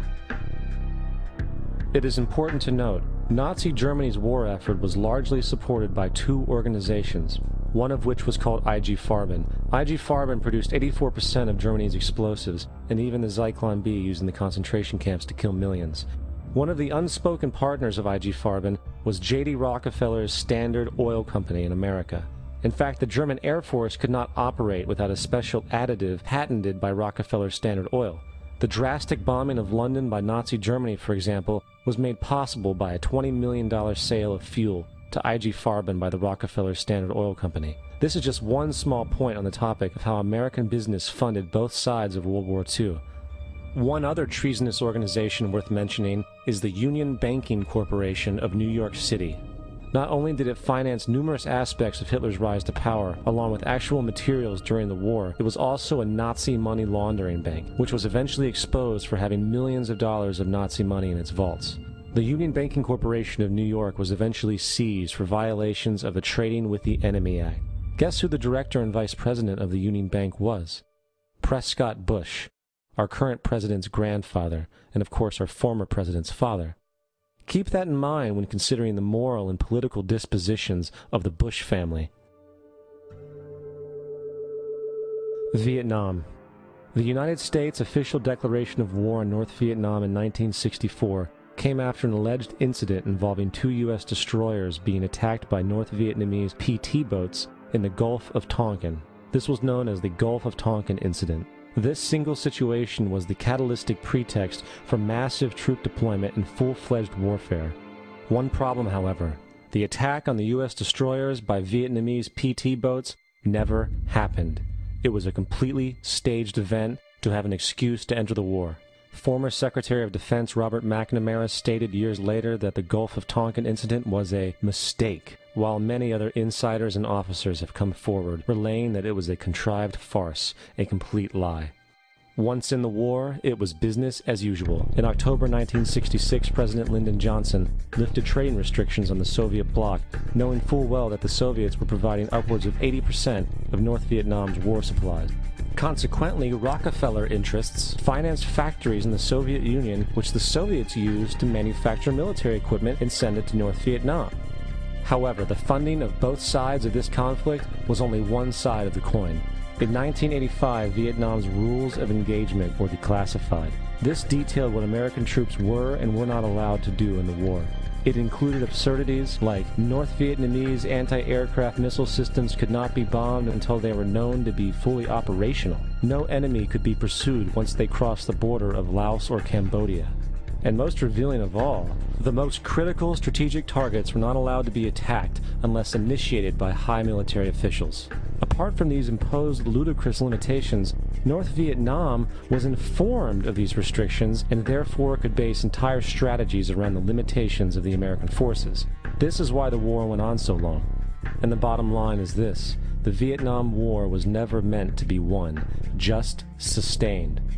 This war for profit resulted in 58,000 American deaths and 3 million dead Vietnamese. So, where are we now? September 11th was the jumpstart for what is now an accelerated agenda by the ruthless elite. It was a staged war pretext no different than the sinking of the Lusitania, the provoking of Pearl Harbor, and the Gulf of Tonkin lie. In fact, if 9/11 wasn't a planned war pretext, it would be an exception to the rule. It has been used to launch 2 unprovoked illegal wars, one against Iraq and one against Afghanistan. However, 9/11 was a pretext for another war as well, the war against you. The Patriot Act, Homeland Security, the Military Tribunals Act, and other legislations are all completely and entirely designed to destroy your civil liberties and limit your ability to fight back against what is coming. Currently in the United States, unannounced to most brainwashed Americans, your home can be searched without a warrant, without you being home. You can in turn be arrested with no charges revealed to you, detained indefinitely with no access to a lawyer, and legally tortured, all under the suspicion that you might be a terrorist. If you need a painted picture of what is happening in this country, let's recognize how history repeats itself. In February 1933, Hitler staged a false flag attack, burning down his own German parliament building, the Reichstag, and blamed it on communist terrorists. In the next few weeks, he passed the Enabling Act, which completely eradicated the German Constitution, destroying people's liberties. He then led a series of preemptive wars, all justified to the German people as necessary to maintaining Homeland Security.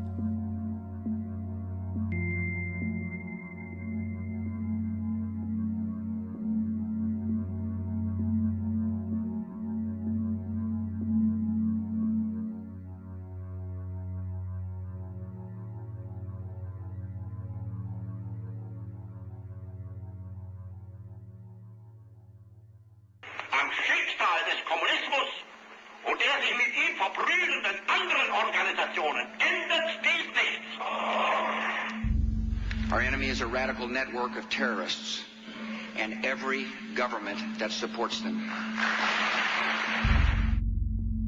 It's time to wake up. The people in power go out of their way to make sure that you are perpetually misled and manipulated. The majority's perception of reality, especially in the political arena, is not their own. It is shrewdly imposed upon them without them even knowing it. For example, the public at large actually believes the invasion of Iraq is going badly, as sectarian violence doesn't seem to stop. What the public fails to see is that the destabilization of Iraq is exactly what the people behind the government want.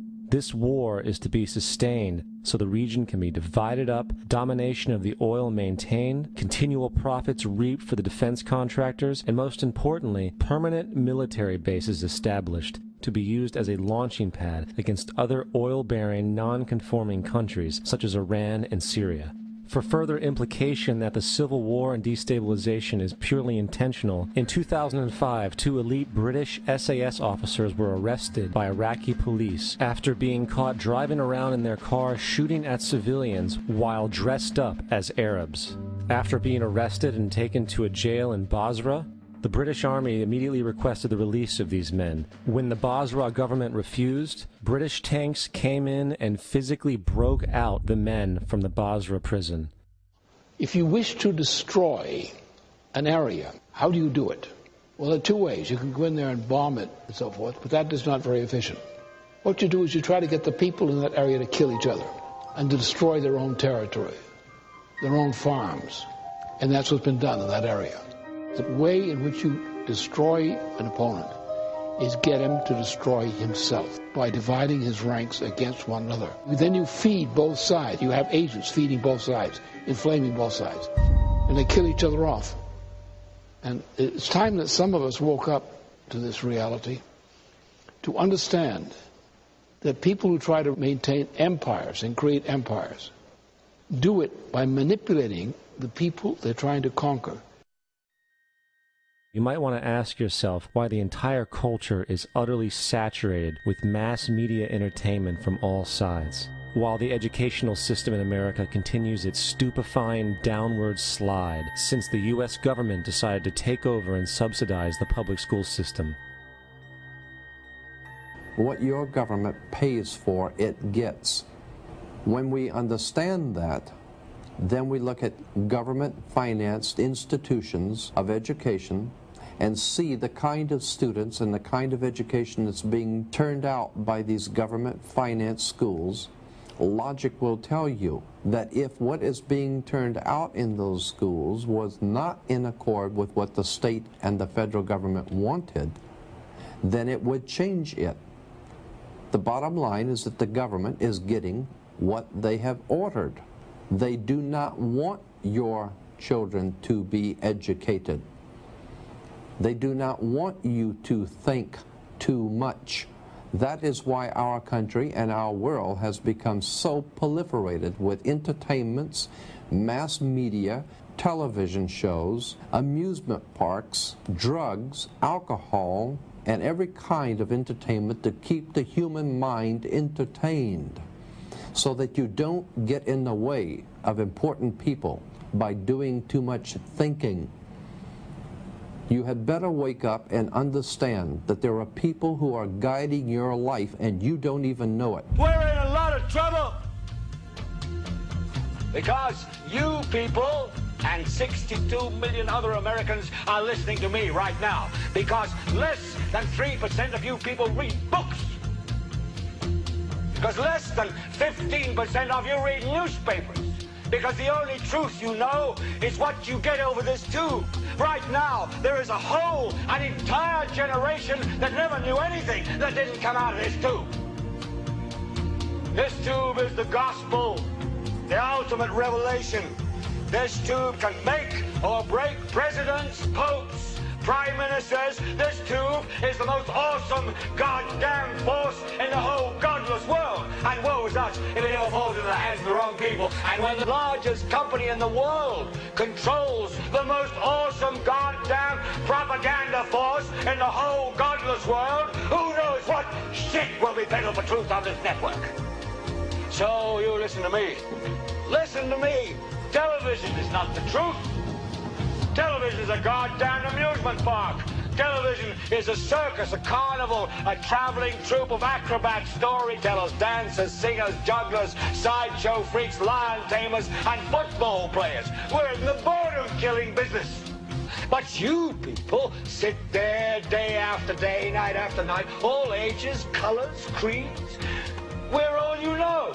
You're beginning to believe the illusions we're spinning here. You're beginning to think that the tube is reality and that your own lives are unreal. You do whatever the tube tells you. You dress like the tube. You eat like the tube. You raise your children like the tube. You even think like the tube. This is mass madness, you maniacs. In God's name, you people are the real thing. We are the illusion. The last thing the men behind the curtain want is a conscious, informed public capable of critical thinking, which is why a continually fraudulent zeitgeist is output via religion, the mass media, and the educational system. They seek to keep you in a distracted, naive bubble, and they are doing a damn good job of it. In 2005, an arrangement between Canada, Mexico, and the United States was made. This arrangement, unannounced to the public, unregulated by Congress, merges the United States, Mexico, and Canada into one entity, erasing all borders. It's called the North American Union, and you might want to ask yourself why you've never heard of this. In fact, there is only one mainstream reporter who has actually heard of and has had the courage to cover this issue. The Bush administration's open borders policy and its decision to ignore the enforcement of this country's immigration laws is part of a broader agenda.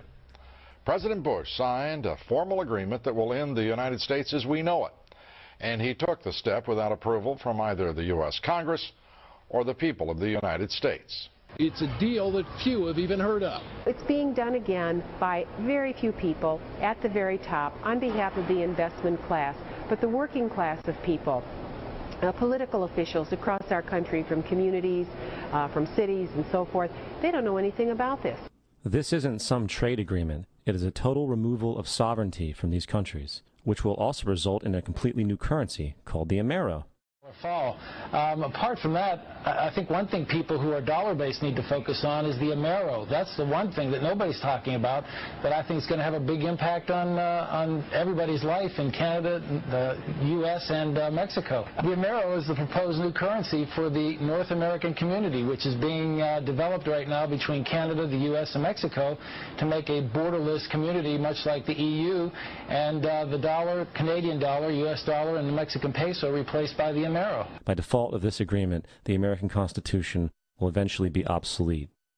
You would think that a situation like this would be on the cover of every major newspaper. That is until you realize that the people who are behind this movement are the same people behind the mainstream media, and you are not told what you're not supposed to know.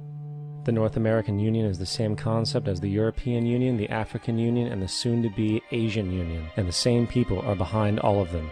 And, when the time is right, the North American Union, the European Union, the African Union, and the Asian Union will be merged together, forming the final stages of a plan these men have been working on for over 60 years.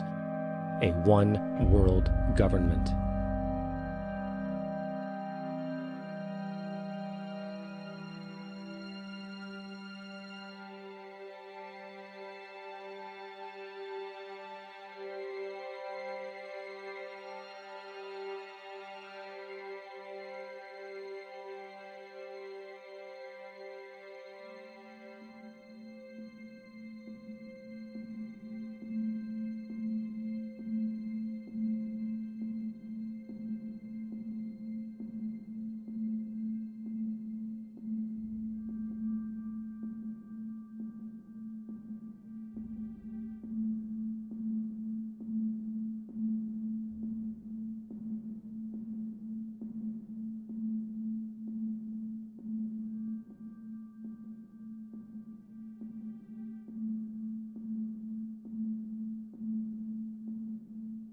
One bank, one army, one center of power. And if we have learned anything from history, it is that power corrupts, and absolute power corrupts absolutely. This is Aaron Russo, a filmmaker and former politician. To his left is Nicholas Rockefeller of the infamous Rockefeller banking and business dynasty. After maintaining a close friendship with Nicholas Rockefeller, Aaron eventually ended the relationship, appalled by what he had learned about the Rockefellers and their ambitions. I got a call one day from an attorney woman I knew, and she said, "Would you like to meet one of the Rockefellers?" I said, "Sure, I'd love to." And we became friends, and he began to divulge a lot of things to me.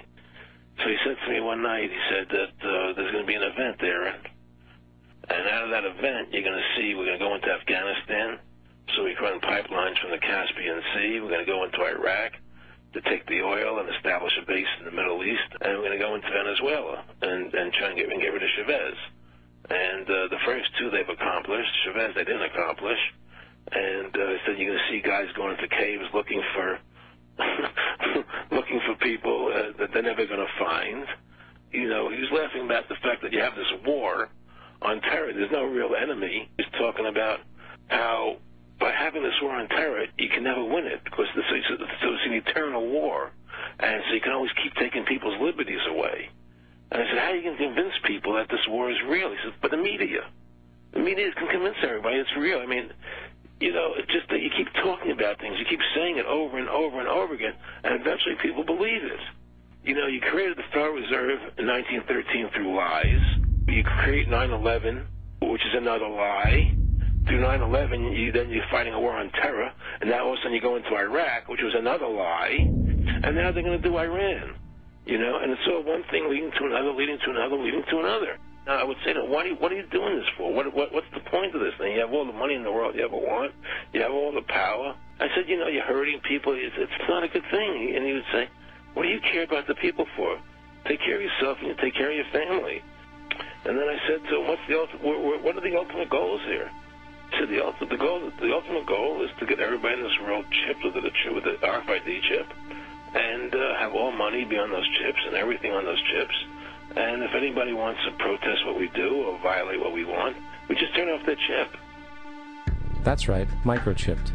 In 2005, Congress, under the pretense of immigration control and the so-called war on terrorism, passed the Real ID Act, under which it is projected by May 2008, you will be required to carry around a federal identification card, which includes on it a scannable barcode with your personal information.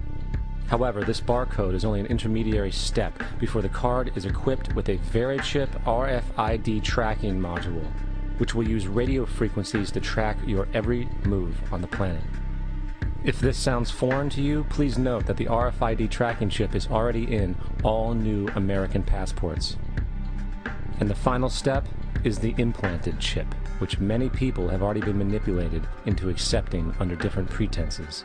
We have a Florida family who are really pioneers in a brave new world. They have volunteered to be the first ever to have microchip identification devices implanted into their body. After 9/11, I was really concerned with the security of my family.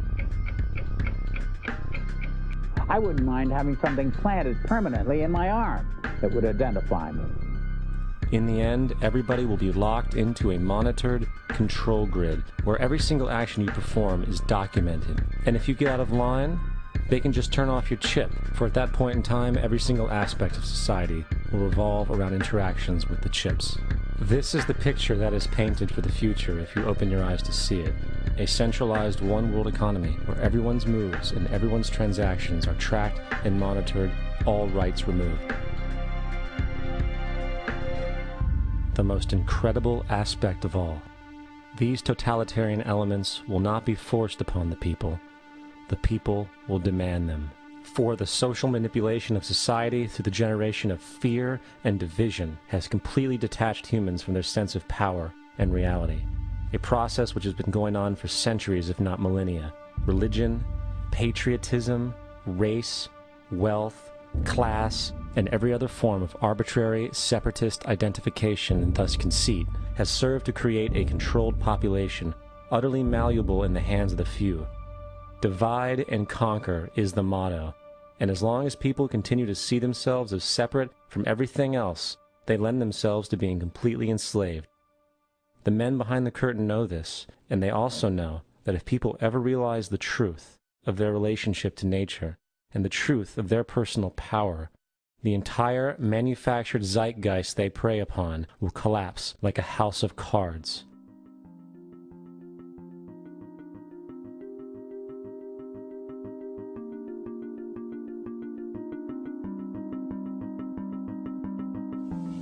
The whole system that we live in drills into us that we're powerless, that we're weak, that our society is evil, that it's crime-ridden, etc., and so forth. It's all a big, fat lie. We are powerful, beautiful, extraordinary. There is no reason why we cannot understand who we truly are, where we are going. There is no reason why the average individual cannot be fully empowered. We are incredibly powerful beings. You know, I think I spent 30 years of my life, in the first 30, trying to become something. I wanted to become good at things. I wanted to become good at tennis. I wanted to become good at school and grades and everything I kind of viewed in that perspective. I'm not okay the way I am, but if I got good at things, you realize that I had the game wrong. The game was to find out what I already was. Find out what I already was.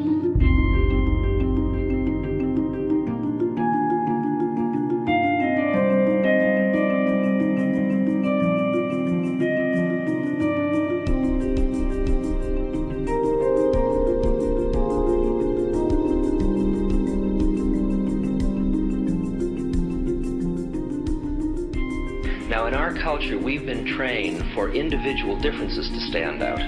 So you look at each person, immediately it is brighter, dumber, older, younger, richer, poorer, and we make all these dimensional distinctions, put them in categories and treat them that way. And we get so that we only see others as separate from ourselves in the ways in which they're separate. And one of the dramatic characteristics of experience is being with another person and suddenly seeing the ways in which they are like you, not different from you, and experiencing the fact that which is essence in you and which is essence in me is indeed one. The understanding that there is no other. It is all one. And I wasn't born Richard Albert, I was just born as a human being, and then I learned this whole business of who I am and whether I'm good or bad or achieving or not. All that's learned along the way.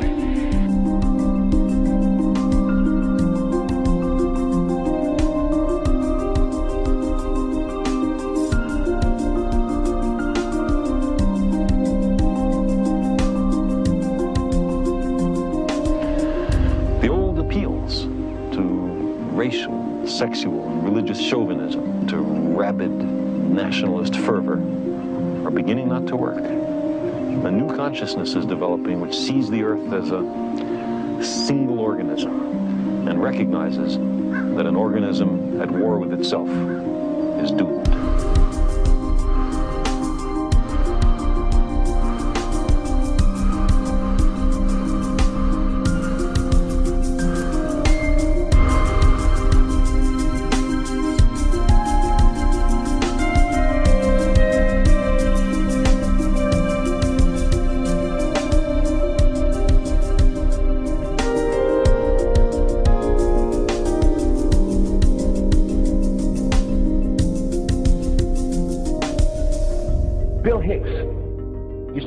Shows with this. Life's like a ride in an amusement park. And when you go on it, you think it's real. Because that's how powerful our minds are. And the ride goes up and down and round and round. It has thrills and chills, and it's very brightly colored. And it's very loud, and it's fun for a while. Some have been on the ride for a long time, and they begin to question, is this real, or is this just a ride? And other people have remembered, and they come back to us and they say, hey, don't worry. Don't be afraid ever. Because this is just a ride. And we kill those people. Shut him up. I've got a lot invested in this ride. Shut him up. Look at my furrows of worry. Look at my big bank account. My family. This has to be real. It's just a ride. But we'll kill those good guys who try and tell us that. You ever notice that? And let the demons run amok? But it doesn't matter, because it's just a ride, and we can change it anytime we want. It's only a choice. No effort, no work, no job, no savings of money. Just a choice right now between fear and love.